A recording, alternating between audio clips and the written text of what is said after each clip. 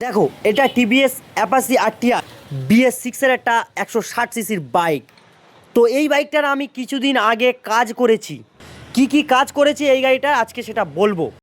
দেখো এই গাড়িটার আমি কাজ করেছি, ঘাড়ের বললেশার চেঞ্জ করেছি এবং এই চেনেস পকেটটা চেঞ্জ করেছি। ঘাড়ের বললেশার আর চেনেস পকেট মোটামুটি বয়স হয়েছে 3 মাস মতো।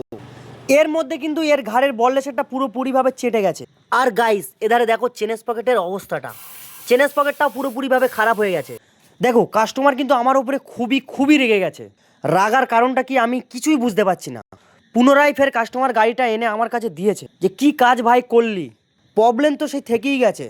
দেখো ঘাটটা কিন্তু পুরোপুরিভাবে টাইট হয়ে গেছে, ফের আগের যে পর্যায়ে ছিল সেই পর্যায়ে হয়ে গেছে। দেখো এক জায়গায় স্থির হয়ে দাঁড়িয়ে গেছে।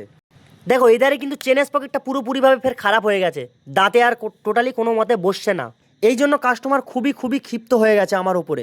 কাস্টমার বলছে কিসের কাজ করেছিস, যে কদিন হয়েছে মাল লাগিয়েছি ফের খারাপ হয়ে গেছে। তোমরাই বিবেচনা করে বলো যে আমি কি করতে পারি। মালটা তো আর আমি বানাই না যে আমি বানিয়েছি আমি লাগিয়েছি খারাপ হয়ে গেছে।